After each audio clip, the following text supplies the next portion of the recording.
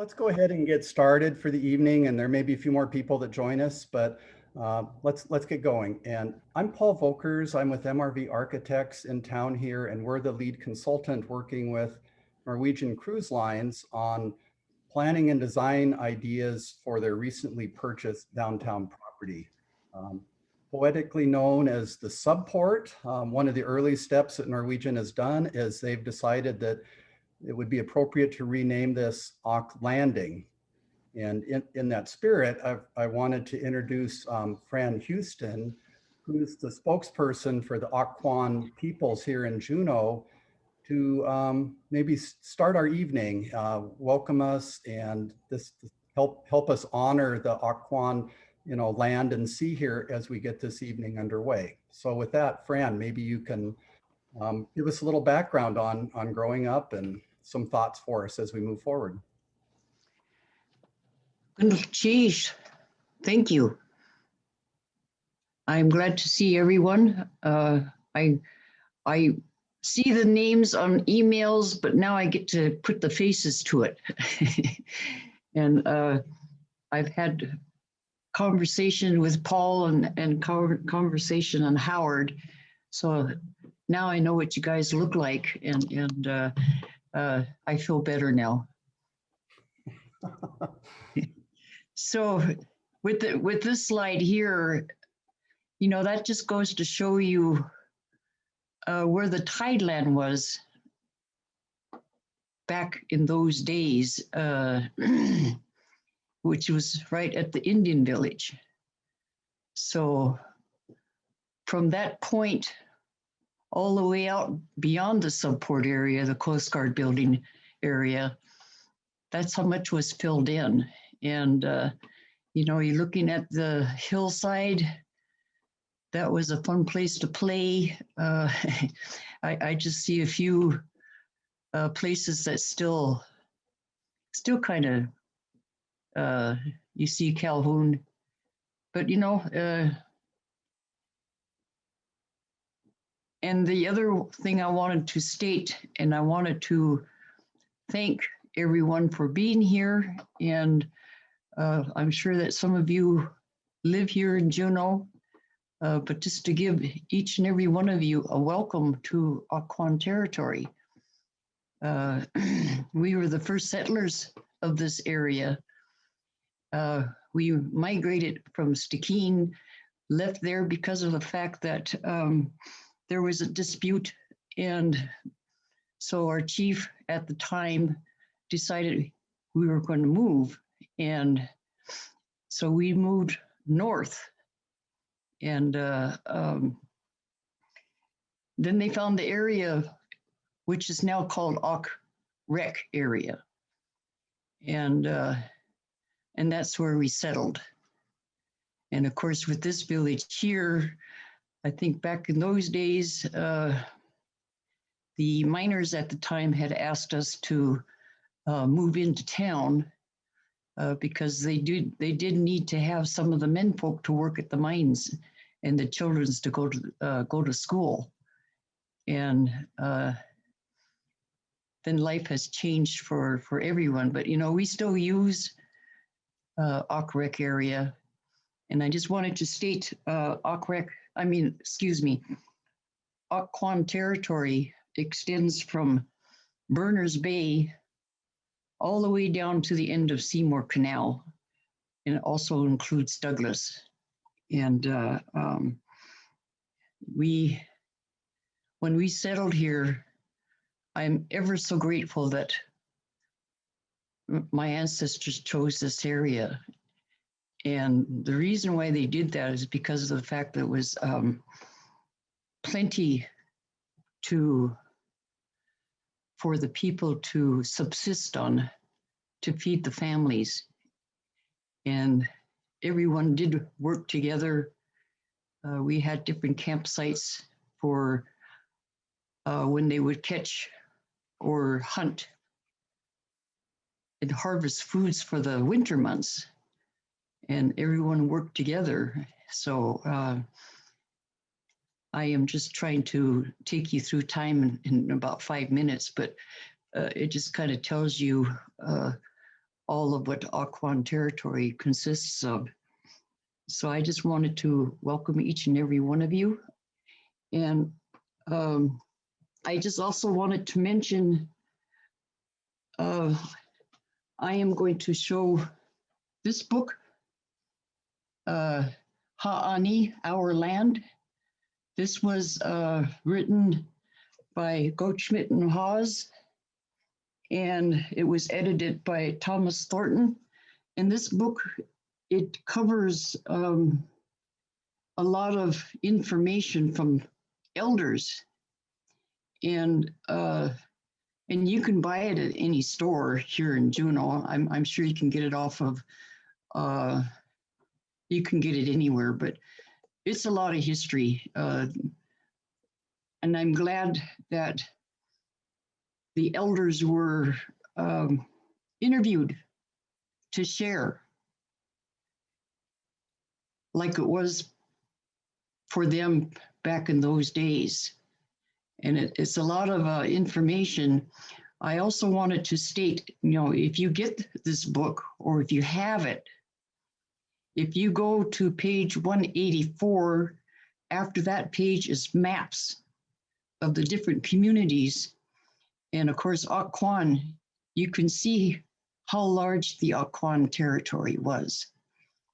And that's chart number 6. So I just wanted to share that. And I want to thank the gentlemen that been contacting me through email and to attend. I don't know exactly what you want me to do, but I just thought I'd do a little brief. Yeah. I'm looking at this picture here of the village, and I don't quite see where our tribal house is. I think it's off the right-hand side, and it's not in the picture. But we were the main house in the village. But I just wanted to state that. And I also wanted to state that the correct spelling of Ak, and that's AAK, the apostrophe W, that's the correct spelling. And it's all in this book too. And I wanted to stress that when I had a discussion with Paul, and I know that I heard it from Howard, that it wanted to be spelled A-U-K-E. But if you look at, if you look in this book, you see it's spelled A-A-K apostrophe W. And I'm also involved with the Wayfinder project. And I know that Paul and I had a discussion on that too. And these signs that's going to be going up so the tourists can check all this out. That's the spelling that they used. And a couple of years ago, Willoughby District got a name change. And so it's now called Ock Village District with the same spelling. So I think that to blend it all together in the downtown Juneau area, it might confuse the visitors that come and see two different names. But I just think that we need to be consistent as far as the district name and with the Wayfinder project. So I just wanted to say the importance of all that. So I will let it go, but if you have any questions, I'd be more than happy to answer. You bet. And we'll get to that. There will definitely be a chance for some Q&A. And Fran, just so you know, I did twist Howard's arm a little bit more, and we understand the cultural significance of the correct spellings and things. So we're gonna probably especially for local focus. People get it, and we understand what you're talking about with cultural realism. So for tonight, what we wanted, let me briefly explain that we've had, again, this is our third meeting. We've had very good attendance. We had roughly 150 people, I think, at the first two meetings, and meeting has had a fair number of unique people that are there for the first time. So we wanted to give a brief overview of some of the material that was covered at the other meetings, and then move on to some new information for people.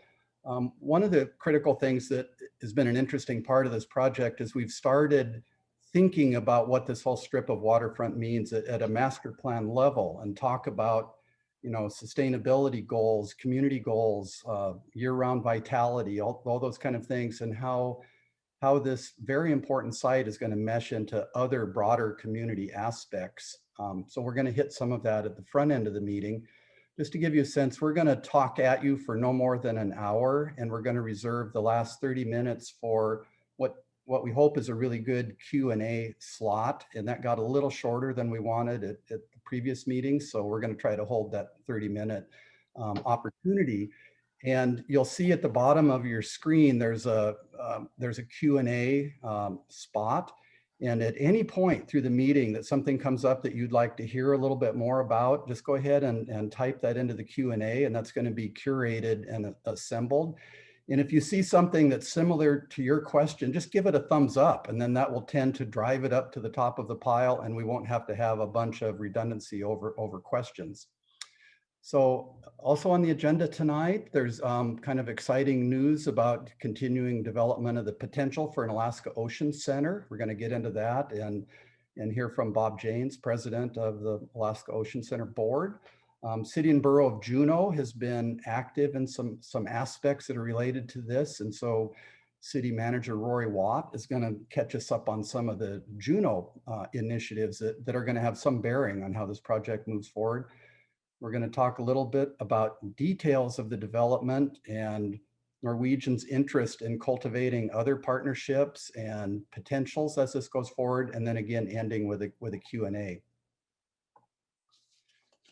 So with that, I'm going to pass the baton to Howard Sherman. You've heard Howard speak in Juneau in a number of venues, but Howard and Alicia are calling in tonight from the Caribbean somewhere, so it's already middle of the night for them. But Howard, can you take it over and kind of recap some of your broad goals? I can try. First of all, let me thank Fran for being here with us today and leading us off in such an inspiring and authentic manner. It's been a privilege for me certainly, to get to know some of the more detailed history of the site and of the surrounding region. So I can't thank her enough for that. Tonight, I wanted to take advantage of this opportunity also to introduce you to a critical member of my team who's here that Paul just referenced, which is Alicia Cuervo. I've been talking a lot about her work, but I haven't given her a chance to get in front of you yet. She's responsible for all of our land-based construction projects around the world. She's a civil engineer. She's had a long history in government and in private industry. At various times, she's been in charge of the capital expenditures for the County of Miami-Dade, the City of Miami, and the construction projects for, I think it's the largest construction firm in the world, before she came to join us. A few years ago, when we figured out that we were going to be building a signature terminal in the City of Miami, we decided we actually needed someone on our staff who knew something about land-based construction, because we had a lot of ship-based ship construction guys. We didn't have any land-based guys. And so we were fortunate enough to be able to get a hold of her. Since then, she's also, because of her accomplishments, she actually sits on the International Green Builders Board Association. And they're the ones that certify people as to whether they're green builders, whether that's in Canada or the United States. So she's been leading our efforts. And as a result of her being on the team, I think I mentioned to you before that our Port Miami terminal will be the first cruise terminal in the world that'll achieve LEED Gold environmental certification. She's also leading the charge on taking our private island, which for 40 years has been 100% diesel, And by the time she's done in the next year or so, it'll be 100% renewable, solar and wind. So when I talk about our priorities being, and you see some of them here, a commitment to sustainability. So any project we get involved with, we want to increase the sustainability as much as is practical. And then world-class design for us also is a priority. The collaborative local focus and the commitment to local workforce, which has been very successful with in all of our projects to date. She's been driving that effort. So I wanted to introduce her to you tonight and give her a chance to talk some more. Thank you, Howard. Thank you, everybody, for taking time out of your evening to be a part of this. And Fran, thank you. That was very moving and interesting. So, hi, everybody. Thank you, Howard, for that great introduction. So Howard touched on a couple things, but I wanted to make sure what was really important for us tonight is for you to know how we do our projects, because how we do our projects is something that we do all the time this way. And so we want you to get a feel for what we would do in Juneau. So Terminal B, Howard touched upon it, but a couple things is when you achieve this type of gold certification, we recycled our construction waste to the tune of 13, I think it was 13,000. Yeah, 13.3 tons of waste. So in that was metals, that was concrete. And remember, one elephant is about 2 tons. So there was a lot of waste there. We put manatee protections around the waterway because the manatees like to hang out outside of the terminal. We had a lot of glass. This terminal's all glass, but yet we were able to make it the right way. And it also is up about 38 feet off the ground for sea level rise. And that allows for the building to be really usable no matter what should happen in the environment. So that's really cool. But what was great was that we used a ton of local workforce and small businesses and minority businesses, all local to the area, using local products that really brought this project to another level. Great Stirrup Cay is an island that we have in the Bahamas that we have partnered with Nova University. We have reestablished coral reefs that were abandoned or lost. The names of those coral reefs I can't pronounce well, so I won't try. But we also used a great deal of local workforce there, Bahamians that are actually living on the island working with us.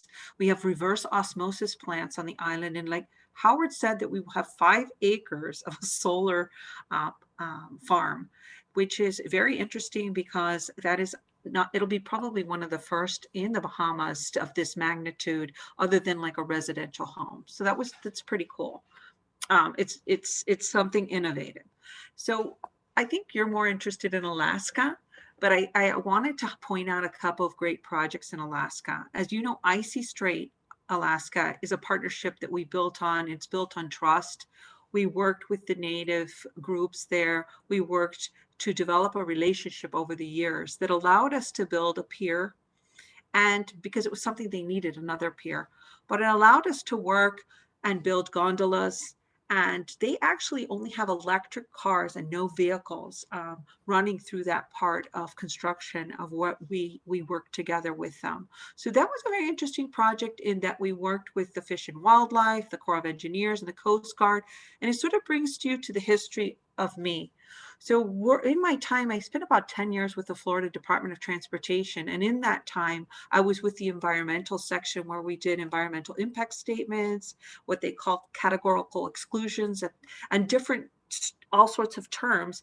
But on top of doing construction projects. So I think that's going to really benefit us here as we move forward in projects that we want to make sure that we don't have a big environmental impact. We want to make sure that, on the contrary, that we create a different type of footprint.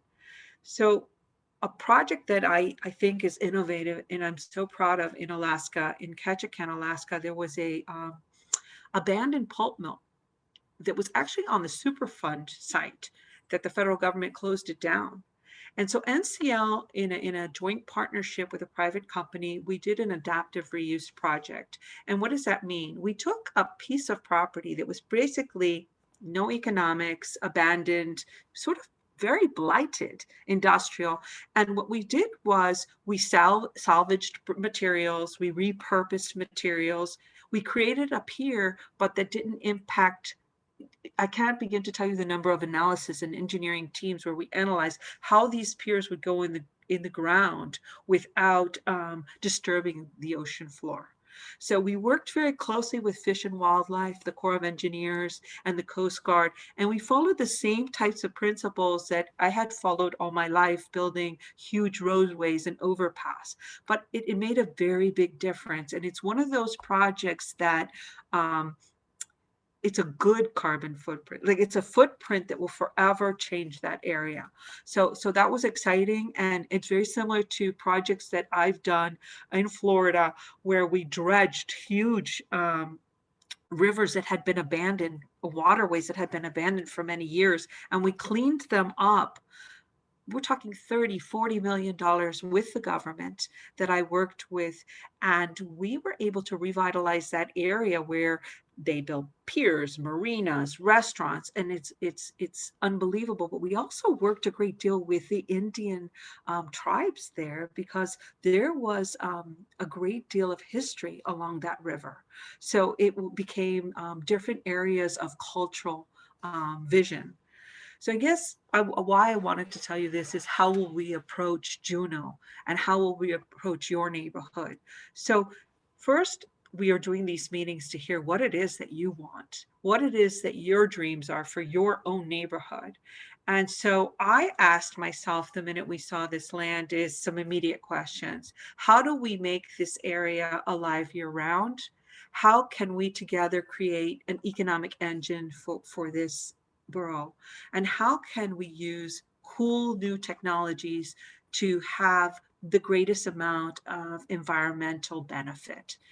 And so, some of those things like shore power, right? So I saw immediate opportunities. I saw the opportunity to relieve congestion, and that's maybe the transportation side of me. I saw an immediate connect these amazing arms that you, the community, have already created together. Showcase the Native community, because that's part of also the environment, art and culture, and create an environmental icon. Because I think that this property is the platform for that, and it's a platform for education.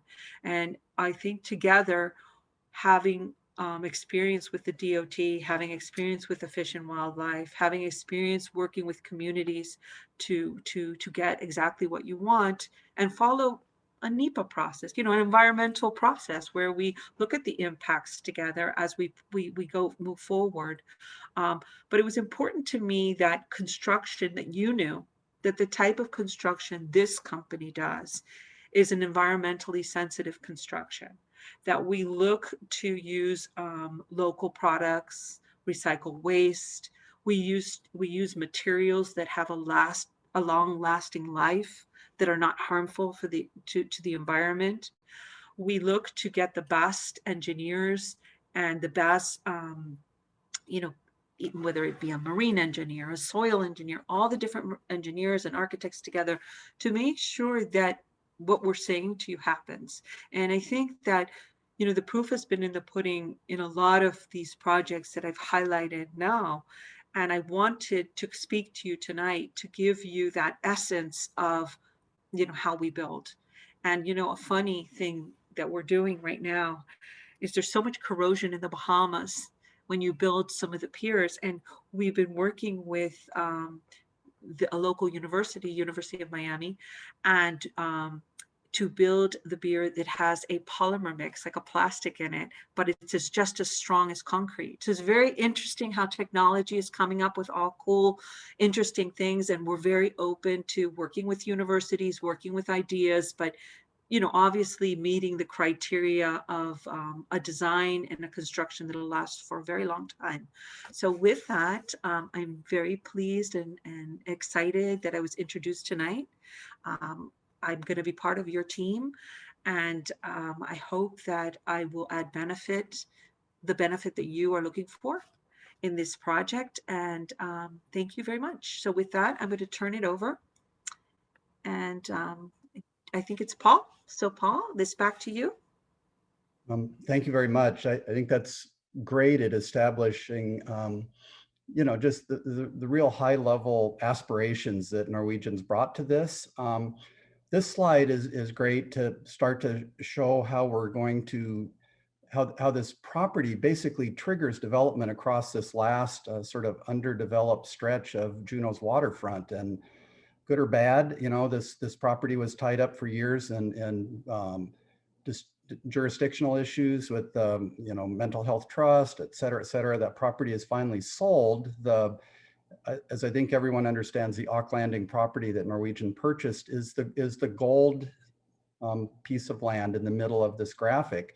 But we wanted to emphasize the blue on either side because this property really is a bit of a linchpin that allows or will help trigger and facilitate really, terrific things on either side of this property. I think everybody is starting to really appreciate the value of Whale Park, the seawalk that's completed there, and now it just sort of hangs out there at Gold Creek. So now we have the opportunity to start to envision how the rest of that palette gets filled in.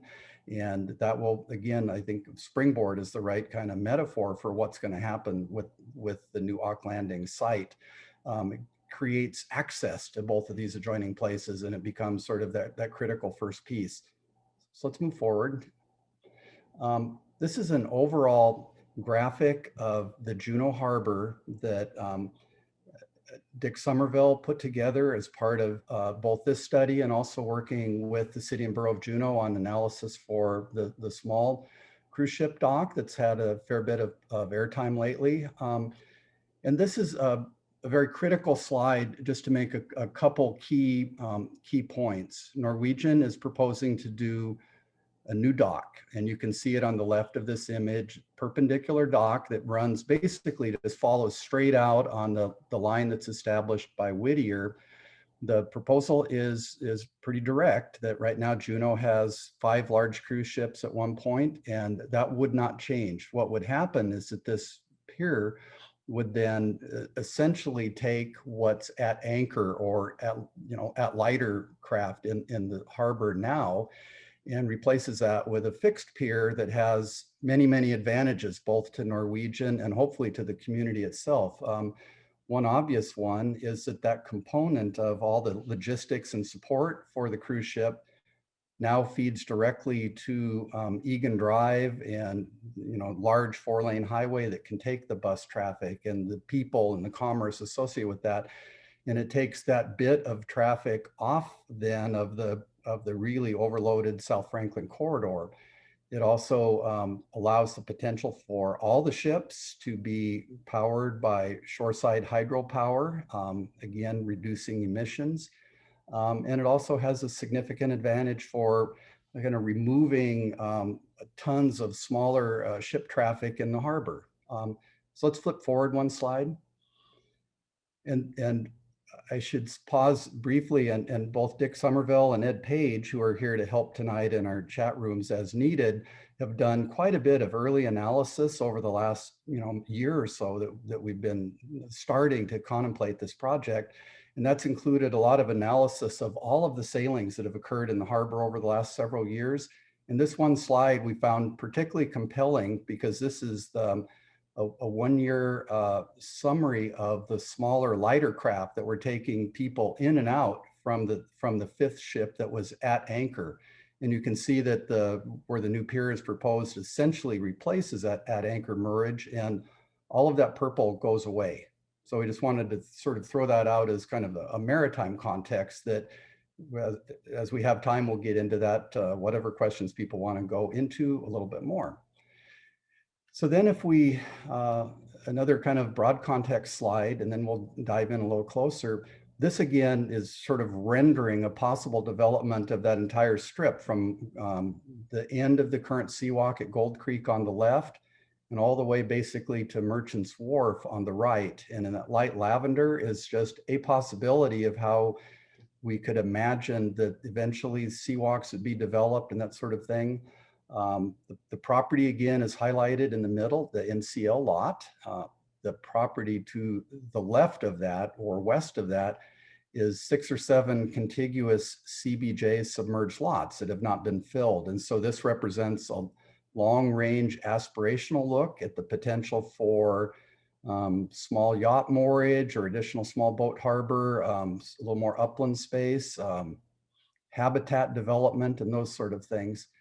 And then looking the other side, going to the east or to the right on this slide, shows again the potential for seawalk being extended and the development of small cruise ships and improvements for NOAA.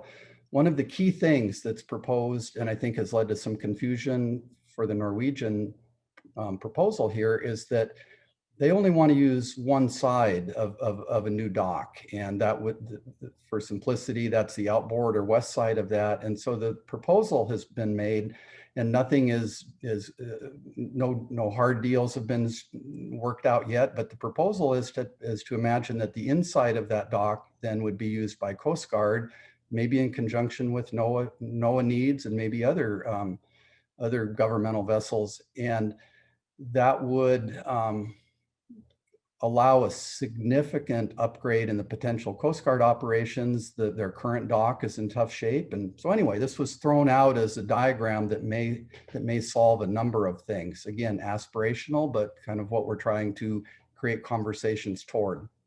Okay.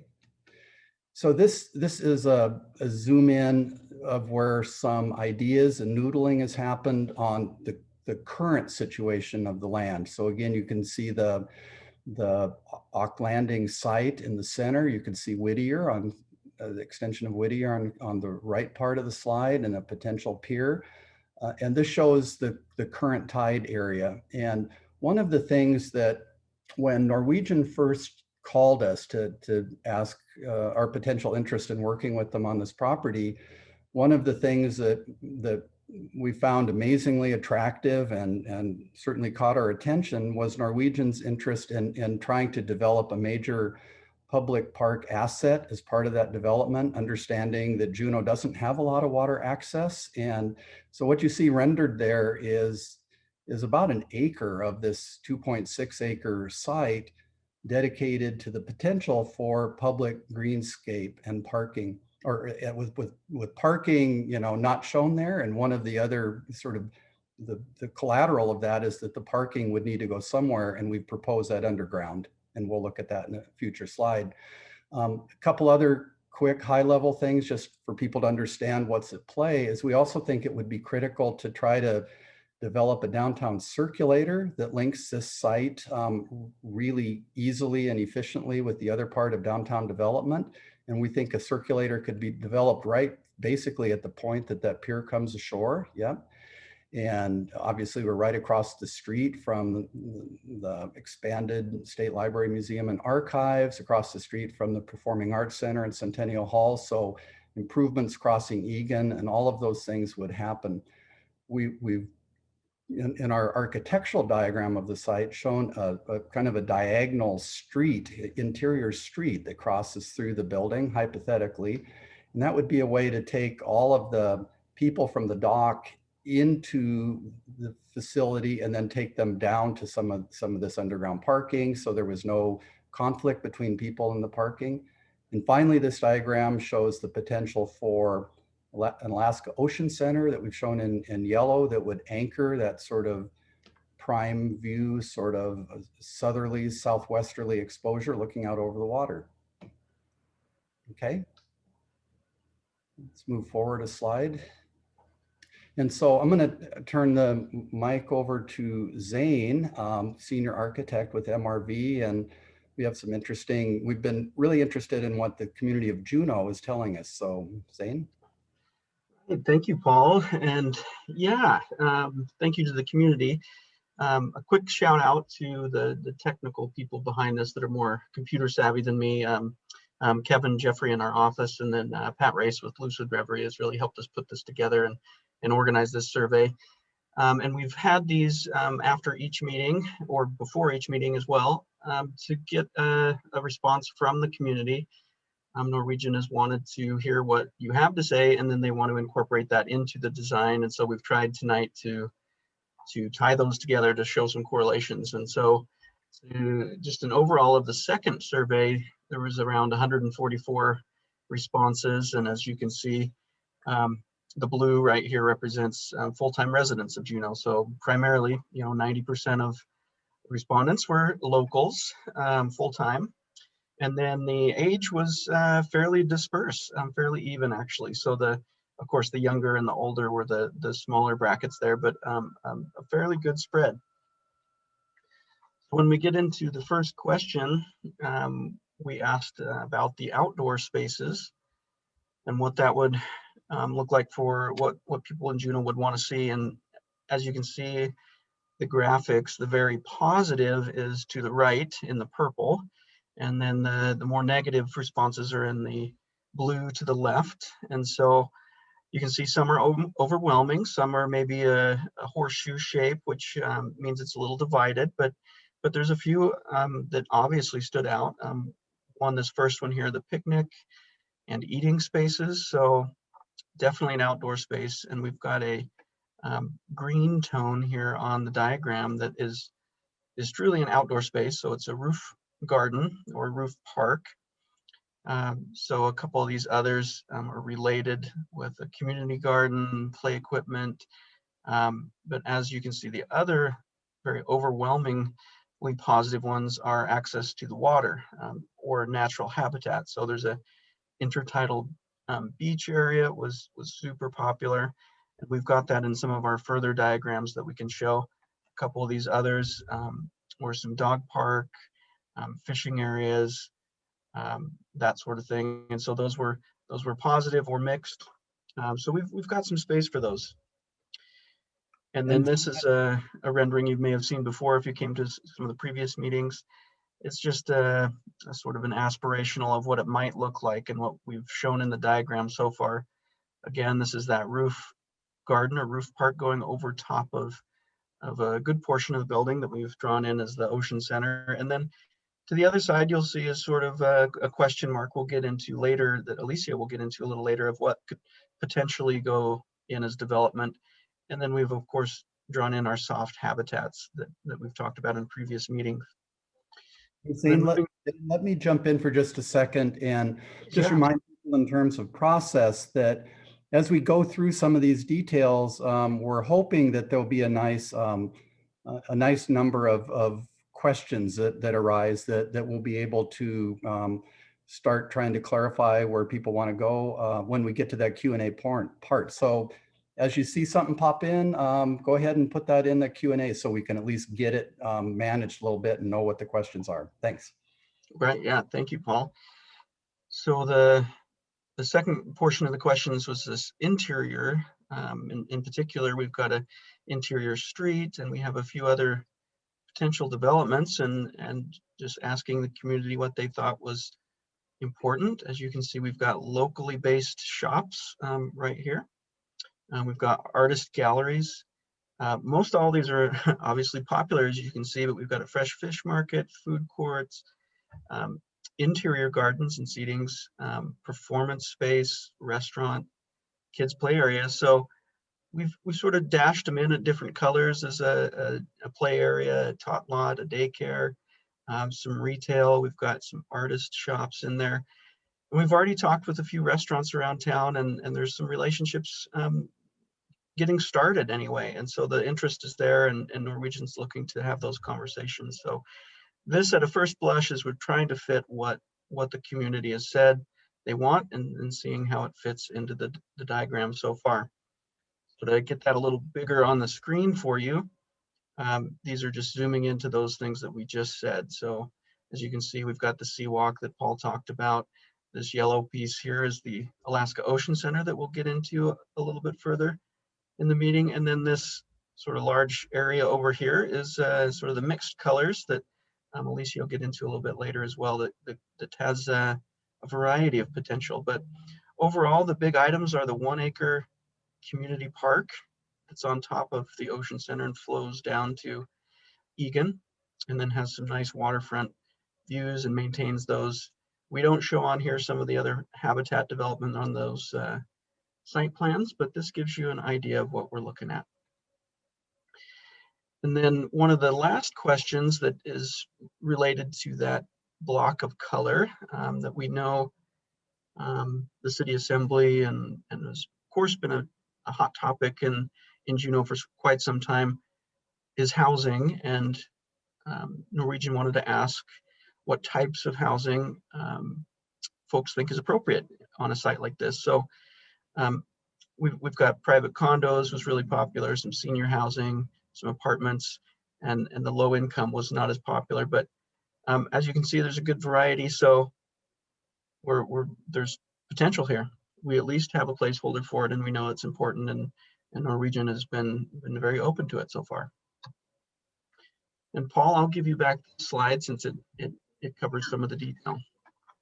Yeah, and we're not going to get into the detail of this, but this is a study that we've looked at for if the potential to put all of the staging, the parking and buses that's necessary to make a pier of this scale happen, what would that even look like? And so this gives you a feel for the approximate impact. And you can see this basically fills the buildable perimeter of the site. So this is to my mind, quite a significant statement of values, because you would either fill the site with this stuff or you choose to spend the money to put it underground. And that's really the only way that you're able to preserve the greenscape and create many, many other advantages of this very valuable piece of property. Another key element that putting this parking underground does is it provides this very, very positive separation of pedestrian and vehicular traffic. You come over, you can kind of see, we don't need to get into the details of it, but we're imagining you come across this interior street above, you come down an escalator at some neutral spot, and boop, there you are at the buses. The buses come out and turn and get on Egan and get out of town.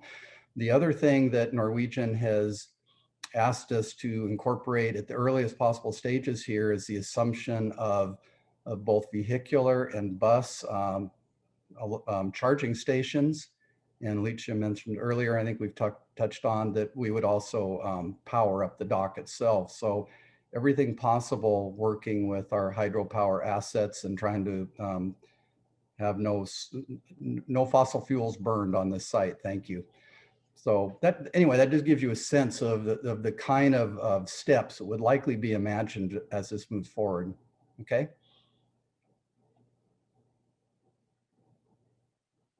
Let's go ahead, Zane. Yeah.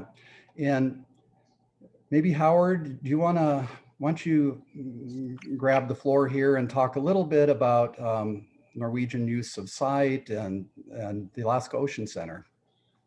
Yeah, so when we were first looking into the property, and this is back before the auction, we became aware of the Ocean Center's long-term interest in the property over the course of a few years.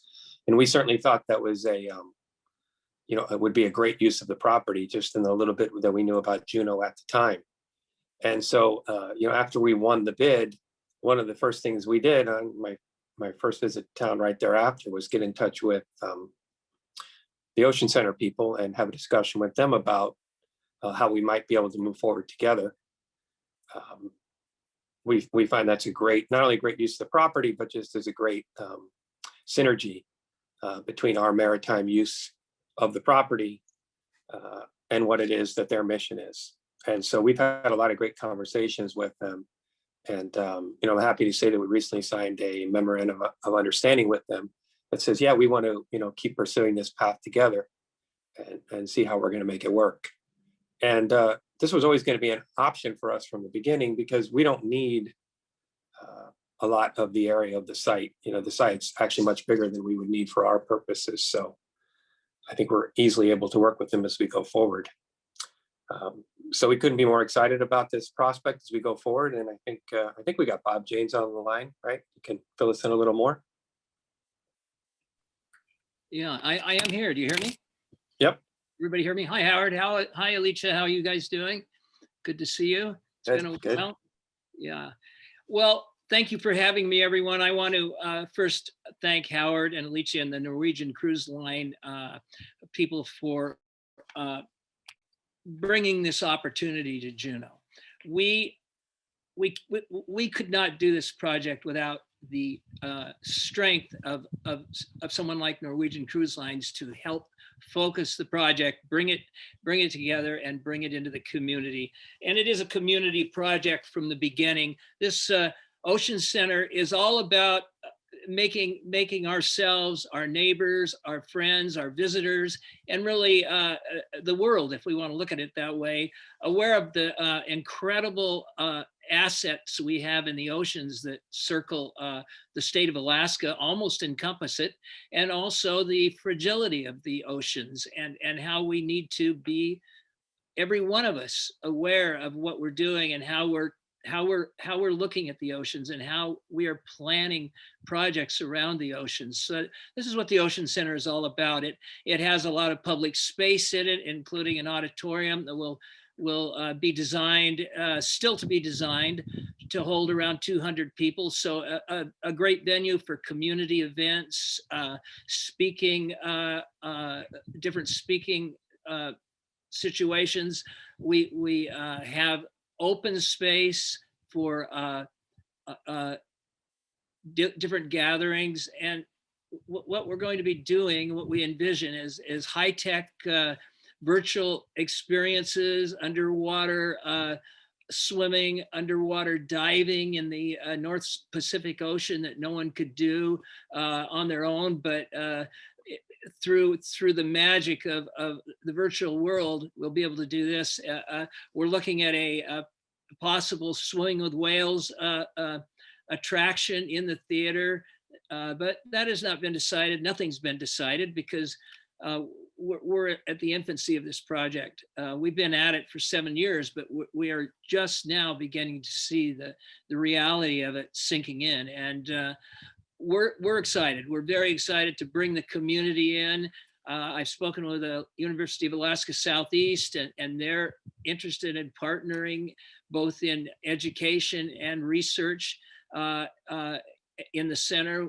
We would like to showcase some of the research that's going on at UAS and in other institutions around the state, Sitka, Ketchikan, and other areas. So it is, we hammered around the name Juneau Ocean Center and Alaska Ocean Center for many, many hours, and finally decided on the Alaska Ocean Center because of the ocean that circles Alaska, the blue economy that's part of it, and how we need to get out there and together make it happen, make this place happen, and bring consciousness to our students, bring opportunities all the way from kindergarten through high school and even through the UAS system to this center where they can close in on projects, close in on different things they're doing, and also showcase what they're doing. So we're excited about it.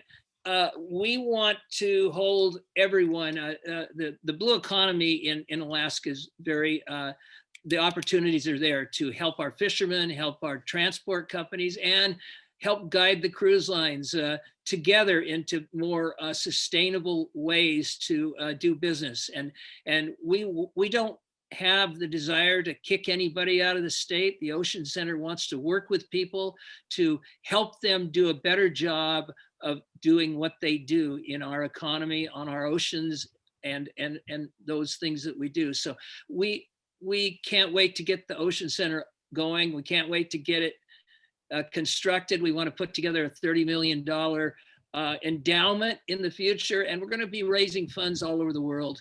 Really, this is going to be a world fundraising effort, a national and world fundraising effort. So our endowment, we hope to help students, help with the native lands peoples with their guidance to open up more awareness of the oceans that surround us.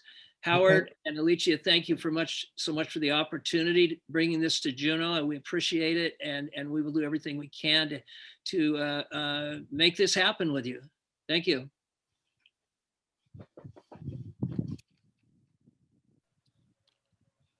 So Howard, I don't know if you want to, you've had a good relationship, I think, with the city and borough of Juneau from initial conversation, just like, hey, how would we go about this? You know, Yeah. and maybe, maybe you can describe that a little bit, and we can bring our city manager forward. Yeah. As you say, right from the beginning, and I want to thank everyone, Mayor Weldon's, city manager, the entire assembly, you know, for the insight they've given us, and also for their work recently in coming up with the public process that will govern this project going forward. I also want to thank the Visitor Industry Task Force last year for their, you know, very thoughtful and detailed work they came up with. Unfortunately, it was right into the teeth of the pandemic, so I think it kind of got pushed aside for a while. But I think there was a lot of good stuff there. But yeah, I think they've laid out a very thoughtful process that will ensure that the public has an opportunity to, you know, see a very transparent process as we go forward, and be able to give their opinions at each stage of the process. And so we thought it'd be really helpful if Rory could come on here tonight and, you know, take any questions about that and describe briefly how that's going to look going forward. So, Rory.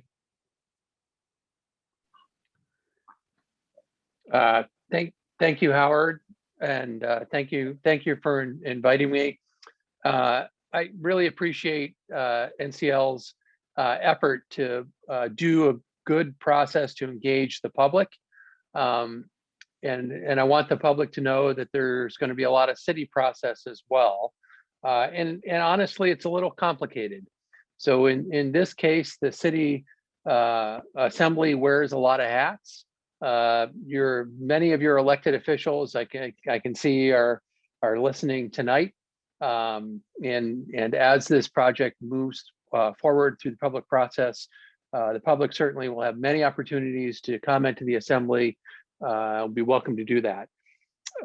In early February, I proposed a process to the assembly, and there's a memo in the February 1st committee of the whole packet. I think it's also in the following week's assembly packet, and I think Paul and his team are going to put that on the project website. It's complicated for the city in that the city is a landowner in the area. So if this project goes forward, there would have to be a land lease. We're a waterfront planner. So as part of our comprehensive plan, we have an adopted long-range waterfront plan. We ourselves are project developers, whether that's Seawalks or our current work through our Docks and Harbors department on small cruise ship berth planning.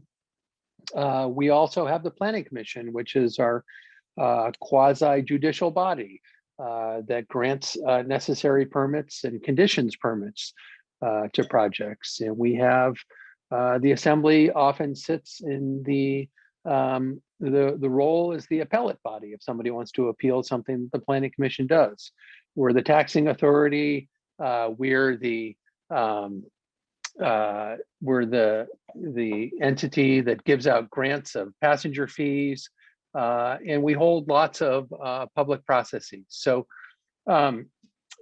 we're trying to lay out a process that we think will be helpful for the community and the project. And we've recommended that one of the first steps be that we consciously amend the waterfront plan. When the waterfront plan was adopted back in 2004, there was a lot of discussion about where docks should be. And during that plan, we did not show a dock at the subport. And we think that a debate about what the 2004 plan means probably isn't helpful. We think the better debate would be, is a dock at this location in the best interests of the community? So you'll see some assembly process as we consider an amendment to the waterfront plan that would clearly allow a dock in this area. You'll also see a land process. So if a dock and if a development in this area is going to go forward, there would have to be a land lease. And there's a substantial assembly process on that as well. So a long ways to go in city process, many opportunities for people to communicate with the assembly and comment on the various steps. And we tried to lay out that process in a rational way. And I just want to thank Howard and the NCL team for doing their best during challenging times to engage the public and be very open in their planning. And also thank Howard for reaching out to Fran and inviting Fran to kick off the meeting. I think that's very important for all of us. So I thank them for the opportunity to put in a little bit of information about city process. Okay, thanks, Mr. Watt. And I think we basically have one more slide. Alicia is going to go through process for how some additional partners might be found and how we move into the next phases of this project. So Alicia, if you can run us through that, and then Sure. we'll go to our Q&A.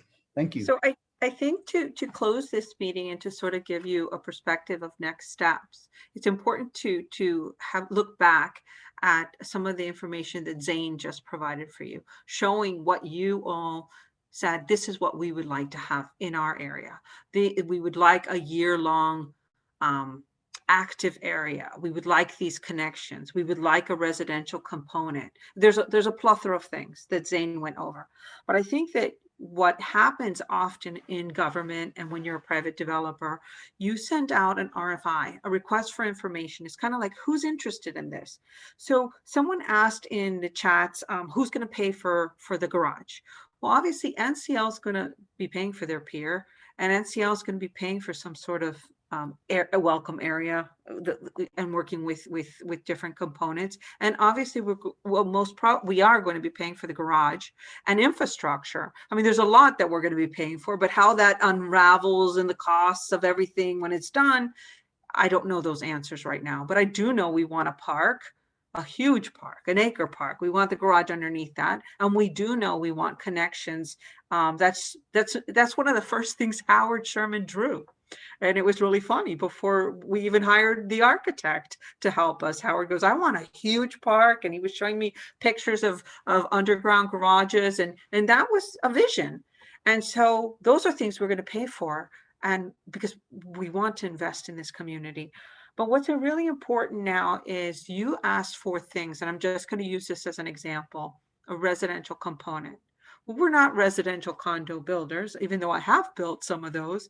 Well, let's do an RFI and see who's going to come out of the woodwork. Who's going to come up forward and say, you know, this is what our vision is. Maybe 3 or 5, whatever, developers come and they say, you know, we'd love to do a condo apartment or a mixed use apartment, or we don't know.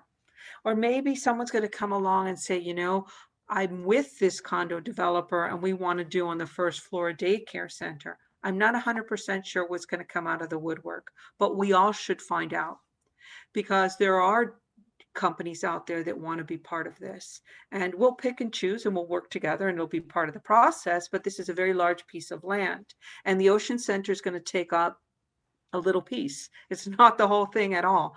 So there's a lot more to be developed on this land, and it's a great opportunity for us now that we've heard you and we know things you would like on this property. So I wanted to not do an RFI and put it on the street without the city and the city leaders knowing that that was our intent, and so that they could give us some feedback.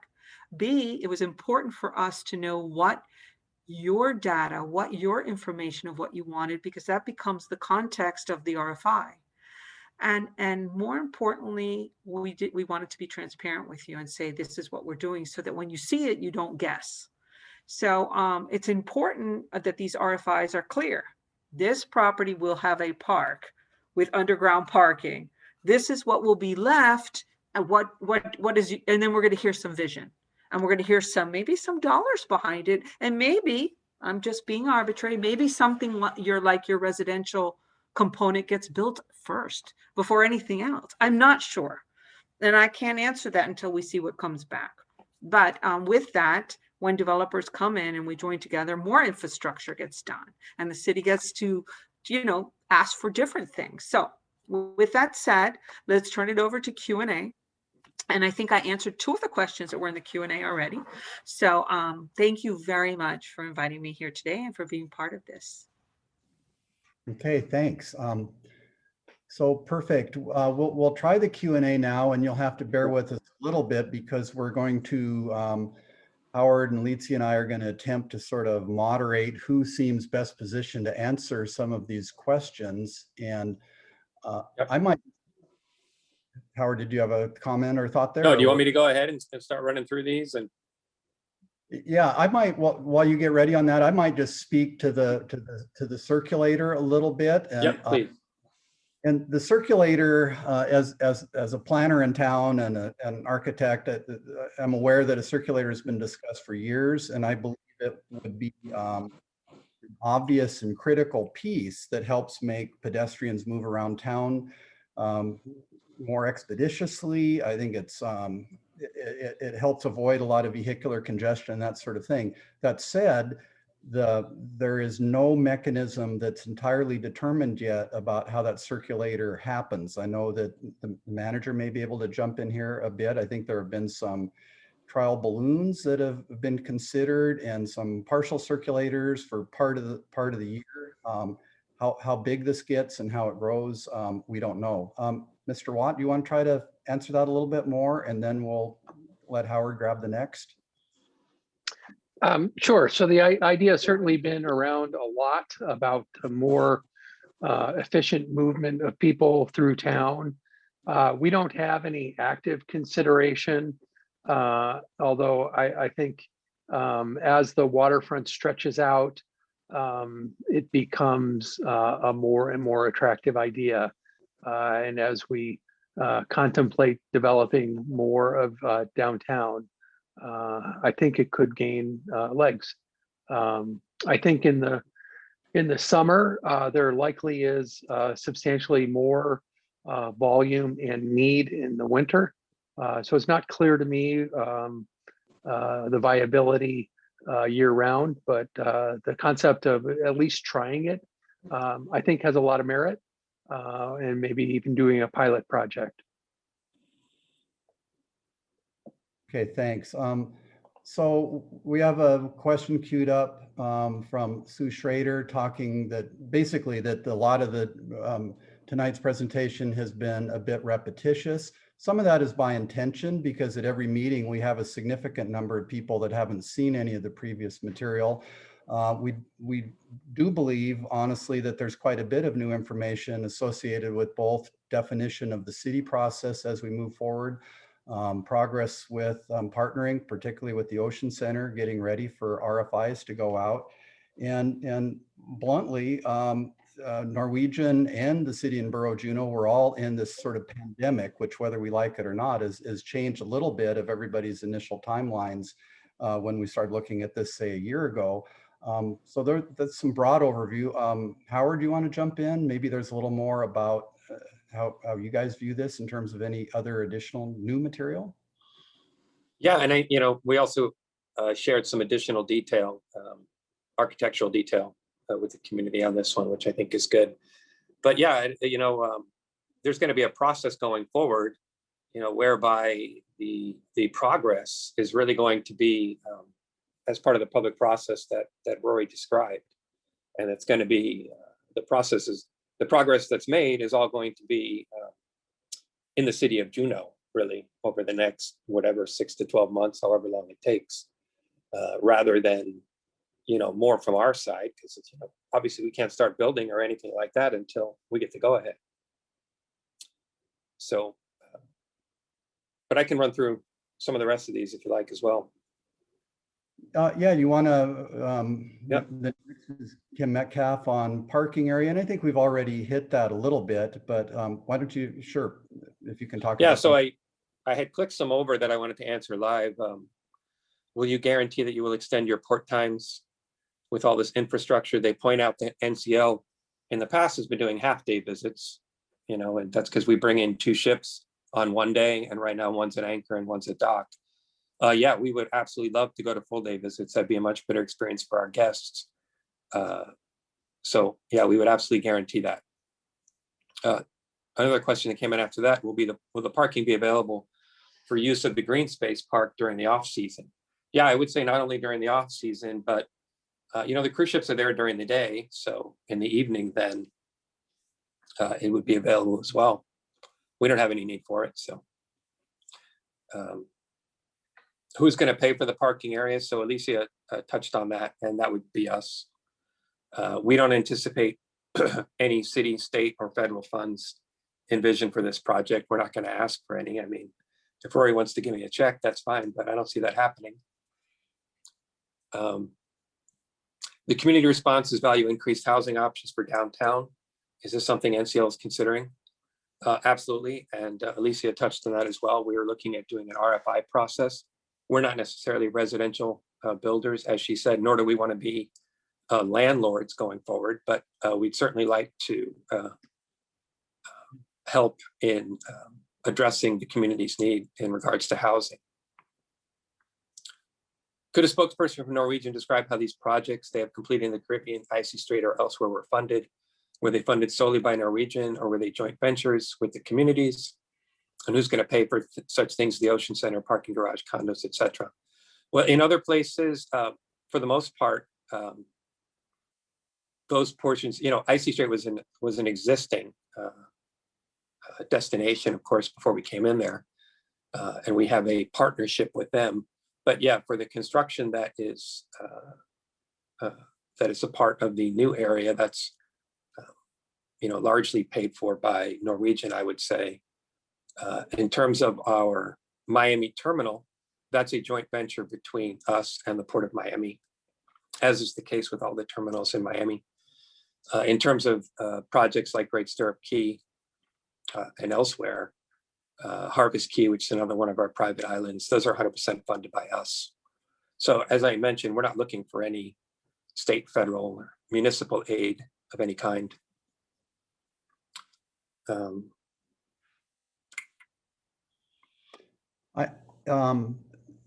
Ward I'm Cove going is down. also, Ward Cove is also a partnership, but we fronted all of the money for the pier.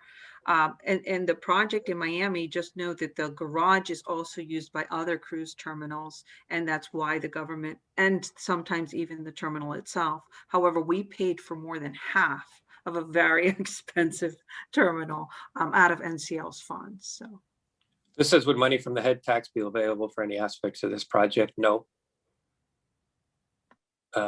NCL stock prices plummeted in the past year and your debt has skyrocketed. How can you afford to build this project? Well, I can't comment on things that aren't made public since our last earnings call, or I'll end up in shackles by the SEC. But if you look at our capital position at the last earning call, you'd see we had cash to last for more than a year. And we have the opportunity to raise additional cash. Plus we, anticipate cruising restarting around the world as it already is in Q2, Q3. And cruise lines very quickly generate a lot of cash. So I would say that's not an issue at all for anyone that's concerned about that. Howard, maybe let me jump in on, there's one from Laura Stats. Would money from the head tax be available for any aspect of this project? One of the aspirational aspects of this, and you saw that in some of the earlier sketches that we'd shown, is the amazing potential for the submerged CBJ lots immediately to the west of the Norwegian property. And there's going to be a bit of habitat and seawalk and stuff that are going to happen right at the outset on the project, hopefully. But we fully imagine that over time, the city is going to want to do something on their submerged tidelands there and extend seawalks. And there's been, at least 5 years of conversation on the value to try to create an additional small boat harbor moorage downtown for seasonal yacht traffic, that sort of thing. And so those sort of features on the city property might be part of a conversation for future head tax revenue, just like it's paid for certain parts of the seawalk. Maybe it pays for an improved link between Gold Creek and the Norwegian property, for instance, but not on the Norwegian itself. I see a question here about the buses where it says ground transportation vehicles of any size, will they operate on hydropower as battery electric vehicles or hydrogen fuel cell vehicles?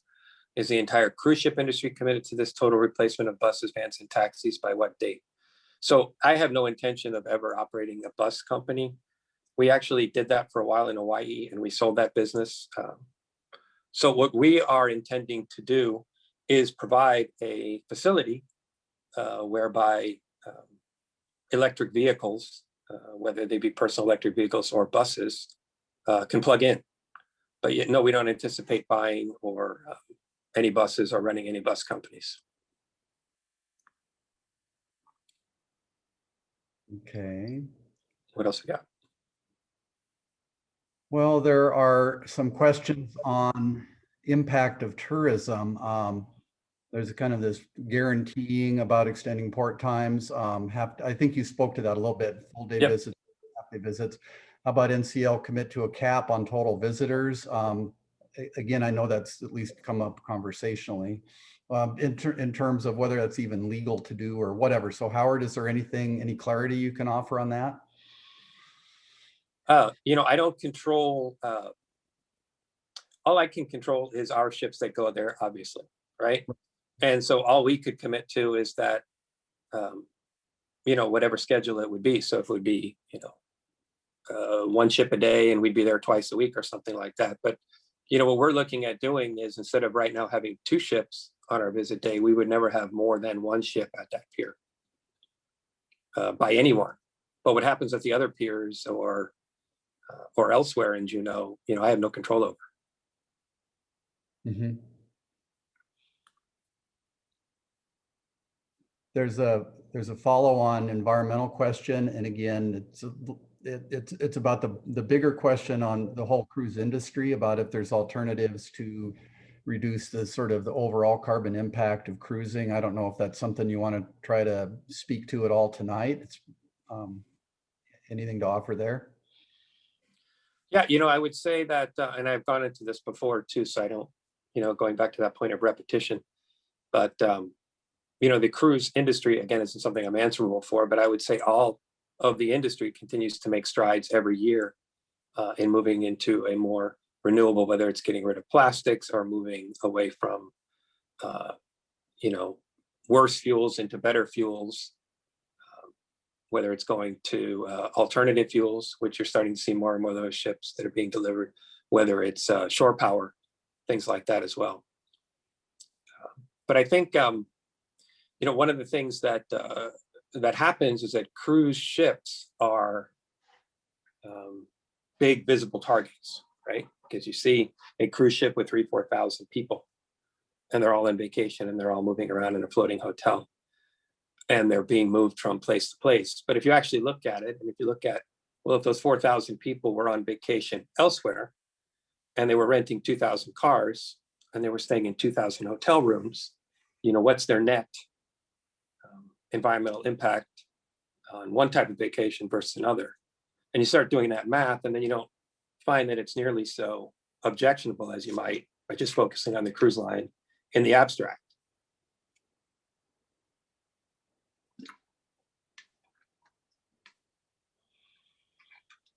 Okay, let's see. There's a Kyla Mount. Let me just read this real quickly. What infrastructure will be in place to prevent this end of downtown Juneau from being choked off by pedestrian traffic and tourist-based vehicles, as the south end is making access to downtown very difficult for locals?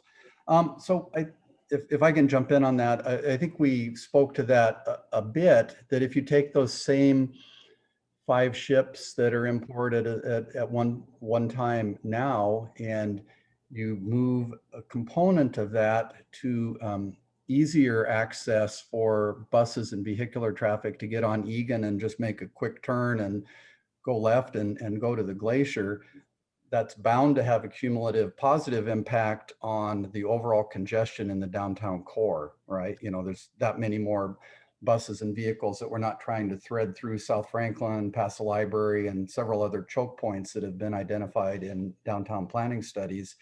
I think there's going to be similar efforts to make sure that there's a smooth and safe pedestrian handling. And again, the raw number of pedestrians, maybe it's a little more, because if you actually have a ship that's tied up, that's a little more popular, of course, than coming in on a lighter craft, but still roughly similar. And what we're going to have is greater access to sea walks, greater access to that sort of arts and culture part of town, you know, the Auk Village district. And so coupled with a circulator, it appears that there is an opportunity to imagine that we're also diversifying and improving that pedestrian impact as well.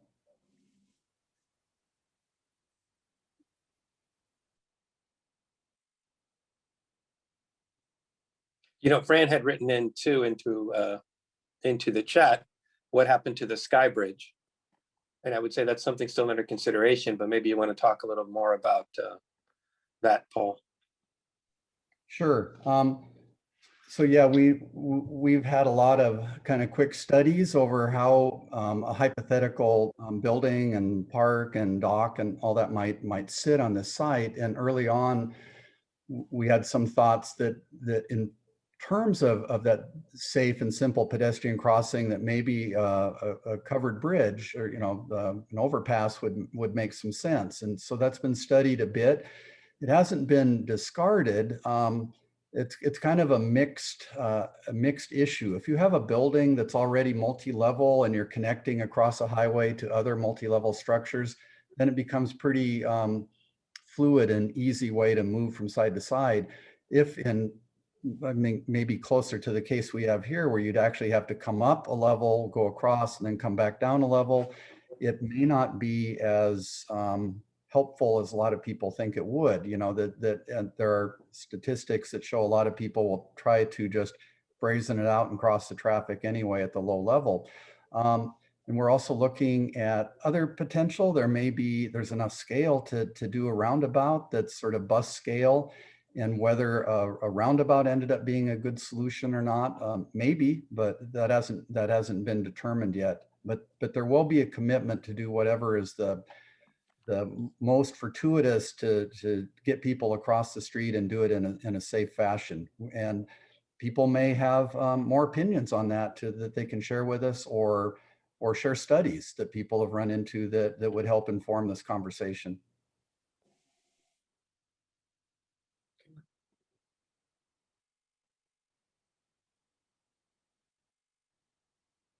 What else?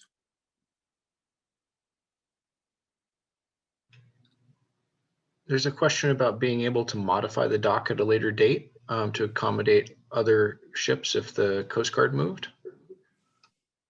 No, there would be no, and certainly there's no plans or intent to ever do that. And you don't in general ever want to, you want to build what it is you're setting out to build right at the beginning, because mobilizing a construction project and getting it all set up, that's a lot of the cost right there. So that would be, you know, ruinously expensive for that to be your plan. So no. And Howard, if I can follow up, and this is something I know that you've shared in earlier conversations in Juneau, but you potentially, Norwegian would be amenable to a conversation that they don't necessarily even manage the dock, that might be a CBJ managed dock or something. And so those sort of managerial structures to make sure that this isn't a big risk is certainly something that's discussionable. Right. Yeah, we don't need to manage the dock. We don't manage docks elsewhere. It's not something that we have a department of people that do that. It's not something we want to do. What we want is space for our ships that are already going there. We'd like them to be able to pull up to the dock, plug into shore power, and give our people a full day in Juneau rather than the half day they have now. So as long as we can meet those needs, whatever controls the municipality wants to put in to make sure that something nefarious doesn't happen in the future is fine with us. There's a question about how many passengers you anticipate disembarking at this new dock. Yeah, so it would be, you know, we're bringing the, I think we have 2 of our big ships and 2 of the smaller ships that come through Southeast Alaska. from NCL, and then one of the Oceania and one of the Regent ships. And in speaking to our 3 brand presidents, that's the plan for some time. And so, those are all different sizes. So on different days, you'd have different size ships there. But, it would be for us, it would be the same as it is today. It'd just be better spaced out. And Paul, this one's probably for you. I don't know if you've seen the top one, but you were involved in that blueprint project, and you've been part of the surveys here. It's in reference to this 2003 survey about development in the subport area. Do you want to talk about that? Sure. I just thank you for the prompt, Pat. I just scrolled up and see that there, and basically the question said that there were earlier surveys, one from 2003, where 60% of the number of respondents, over 2,000 respondents, said that they did not support cruise ship facilities in the greater subport area. I think the answer to that is in part what Mr. Watt addressed, that there is, that when the 2004 waterfront master plan was done, and I had been involved with a Scheinberg-led master plan at roughly that same time, I think, where the result came up that's being pointed out here. It was definitely a controversial topic over what Juneau wanted in that part of town. And I think that that Manager Watt is correct when he says that there's certainly ambiguity over whether a dock was approved outright. And I think having that waterfront master plan opened up for a neutral CBJ process to gauge current sentiment on the particulars of what might happen with a dock and this kind of development there now makes sense, because this is obviously has a big community impact. And there are many things that may be favorable about that, and there may be things that people are concerned about. And I think if the Assembly is willing to create an additional process to study that, I think it would be useful to help resolve where the current sentiment is on this issue. Yeah, and I'd just add, if any of the participants want to upvote questions, they'll kind of bubble up to the top, and I think that would be helpful as we start running low on time here, so that we're definitely answering the questions that people are most interested in. So if you see one that we haven't addressed and you want it to be answered, just click on the little thumbs up thing, and that'll bubble it up the list. Paul, there's a question about the vehicles. Are we going to be prioritizing battery electric or hydrogen fueled vehicles? How does this tie in with that long-term plan? Again, there hasn't been a lot of hardcore decisions or policies on this. I think most people involved in the planning and from Norwegian side that we want to facilitate and enable the best environmental practice. So yes, EV charging for buses and cars will be included, which is already a fairly ambitious step. I don't think there's going to be sort of an inspection that precludes cars that are still driving the old-fashioned way from coming into the garage, for instance, but you lead by example, and you make some active steps going forward that way. I think that would be the first bus charging. Maybe there's one other bus charging station in Juneau or something. So anyway, it's a significant first step.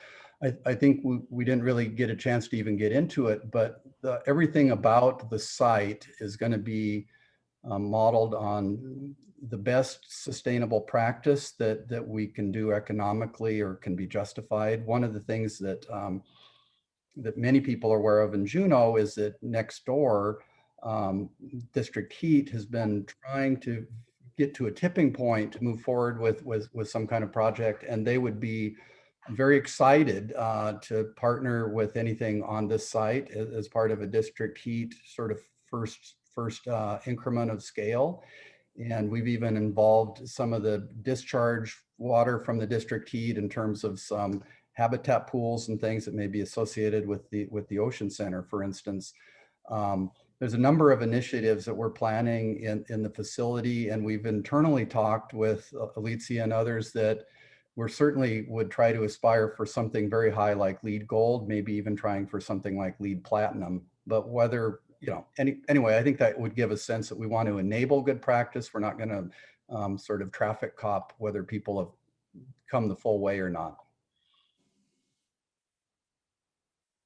Hi, I'll jump in here, Paul, or maybe Howard as well, or Alicia. One question was that there's been some repetition in this meeting from previous meetings, and what stuck out as new, and maybe that's some of our guests. So maybe you speak to what this meeting brought that was different than the ones from December. I think Paul addressed that before too. Yeah. Yeah, right. I think that the obvious big news and that we think is new is the formalization of a partnership between Norwegian and the Ocean Center, and kind of the alignment of mission statements there, and the critical clarification from the manager and with Assembly support on trying to clarify the big community planning steps associated with this. Most particularly clarifying the waterfront master plan. So I think we've hit that a couple different ways. Paul, this is Bob. You hear me? Yeah. Yep.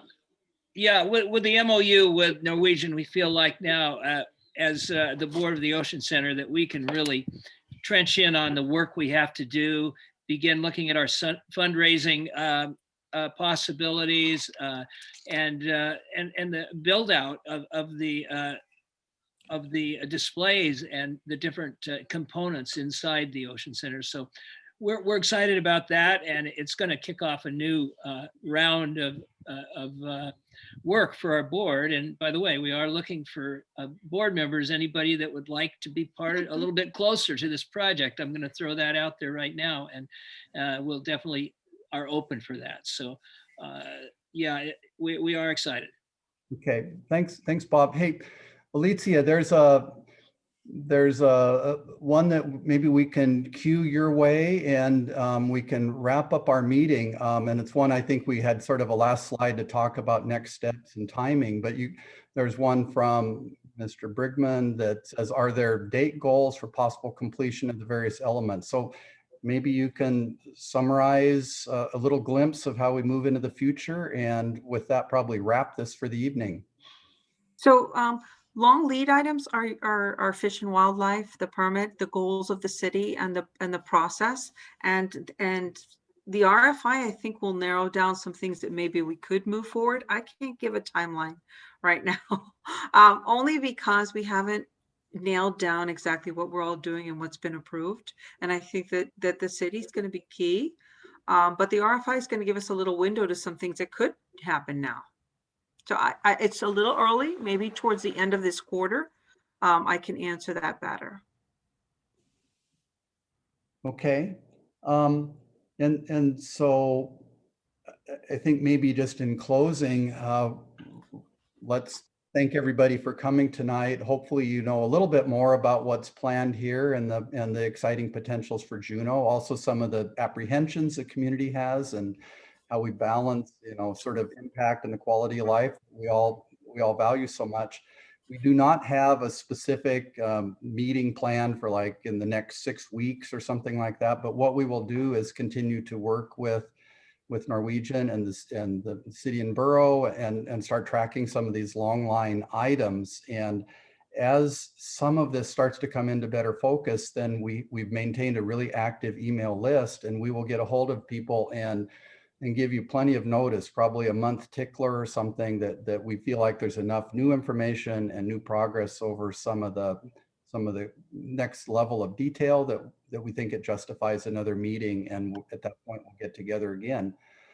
So with that, I'd like to thank everyone for their interest tonight, and we look forward to that next meeting. We hope it's rather soon. Good night, everyone. Thank you. Good night.